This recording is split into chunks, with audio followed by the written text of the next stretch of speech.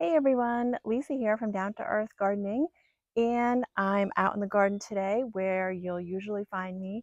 And I have a fantastic, low care, beautiful perennial for you today that I want to feature because I love it so much and it's really shining right now. So if you love your perennials and you love easy care plants like I do, then this is a great video for you. So what I'm talking about today is the perennial pea, sweet pea. It's very similar to the annual sweet pea. So those of you that love your annual sweet peas like I do, you may have seen me planting up some pots early spring. I think we have a video out. It's one of our early ones. I just love them so much. And this has such an edge because it is a perennial and it's also low care. So we all love that. So it's a little bit different than your annual sweet pea, but I think you're going to love it. So I'm going to talk in detail about this plant, this flower, and caring for it. And then last but not least, I'm going to give you some design ideas and where to plant it.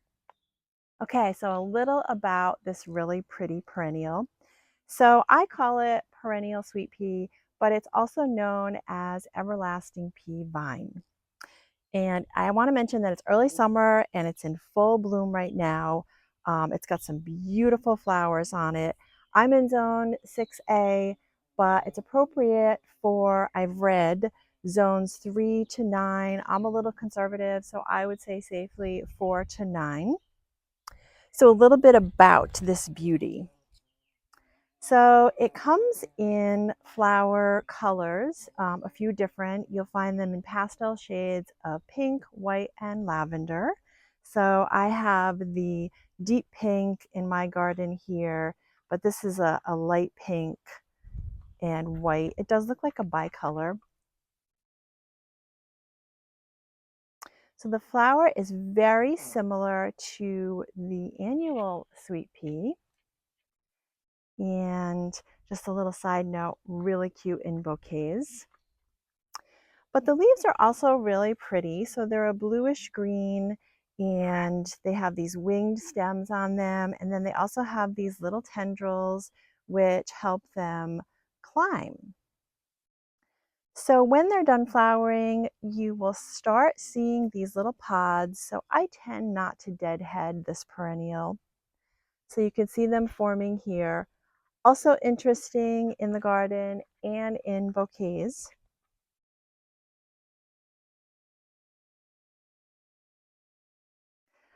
Um, and I have it here draping, so it could be a spiller or a draper. I love it in this boulder wall here, but it is a climber. It gets about 6 to 8 feet tall, so you can also have it climbing on something, and we'll talk more about that a little bit later. So it does flower early summer. I do also notice that it will continually throw out a smattering of flowers through the summer. So I would say this plant or this perennial is a really nice summer interest plant. In the fall, it really doesn't have a lot going on. It just turns yellow. And so then I want to start talking about care a little bit because it is a really easy care plant. So when it's done its season in the fall, all you need to do is cut it down. So I just leave about 4 to 6 inches just so I know where it is. And that is it, folks. And then it'll start all over again in the spring. Love this. I've had this here now for a few years, but it does get going pretty quick. So where to plant it? It is creeping towards the sun. It is a full sun perennial. That's where it's going to do best. But I do have it in the front of my dappled shade garden, and it will take a little bit of dappled shade. So it is kind of leaning more towards the sun here, but it works here. It does like some well-drained soil, but it's not too fussy. So as far as how I care for it, I have to tell you it's pretty drought resistant as well, which really makes it a winner. So very low care, no deadheading, cut it back in the fall, and drought resistant.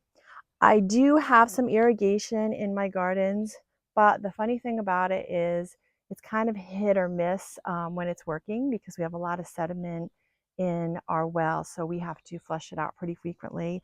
So it doesn't get watered regularly, and it is way towards the front, and the irrigation, you'll see it, is back a little bit. So I would call it a drought resistant plant. You can also see the pollinators here. There's a lot of bee action going on here. So that's also a nice feature of it, is it will attract some pollinators.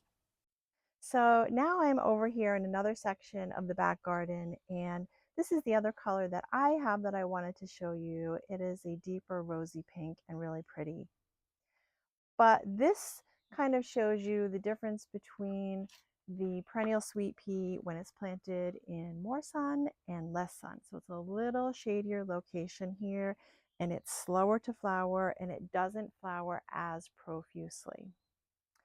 So I mentioned that I love to cut it and put it in some bouquets, but a couple other things that I do want to mention is it's deer resistant, so that's another great win.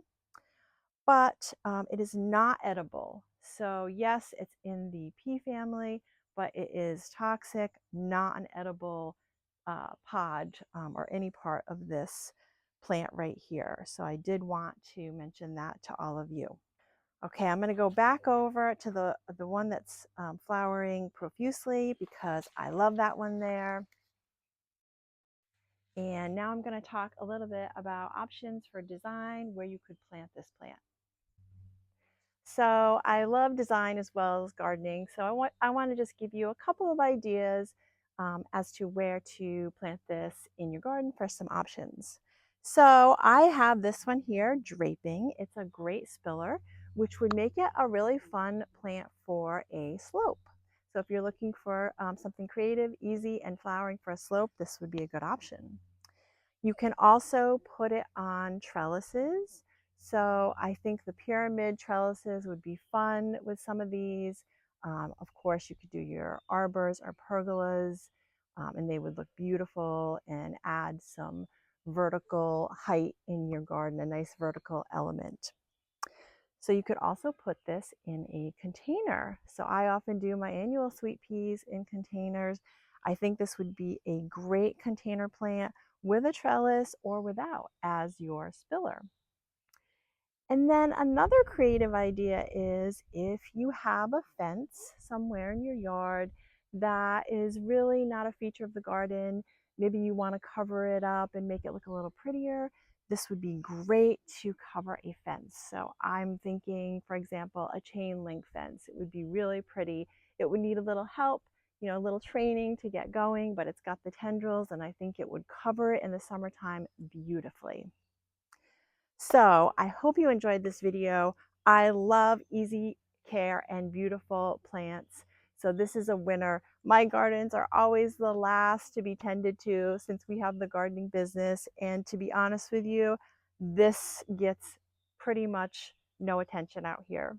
So thank you so much for joining me. If you liked the video, please tap like and come on and grow with us and subscribe to our channel.